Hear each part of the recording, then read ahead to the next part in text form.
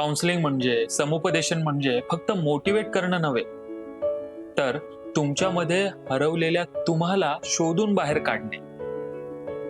कारण या धावपळीच्या जीवनामध्ये होऊ शकते आपण बऱ्याच मानसिक आजारामध्ये अडकलेलो असू शकतो किंवा कुठे कधी काय करायचं हे आपल्याला कळत नसेल. तर तशा वेळेस काउन्सिलिंग हे खूप महत्वाची असते. बरेच लोक स्वतःची काउन्सिलिंग करतात आणि त्यातून बाहेर पडतात. पण बऱ्याच लोकांना हे जमत नाही. त्यांना एखाद्या काउन्सिलरची गरज पडते. त्याच्यामुळे काउन्सिलिंग करणं म्हणजे मी कमी आहे किंवा मी वेडा वगैरे आहे का असं समजणं नाही, तर काउन्सिलिंग म्हणजे पुनर्जन्म. जिथं आपण अडकलेले आहोत तिथून बाहेर निघणं आणि पुन्हा नव्याने जीवन जगणं. त्याच्यामुळे काउन्सिलरकडे जाताना कधी घाबरू नका आणि त्याच्याशी बोलताना कधी काही लपवू नका.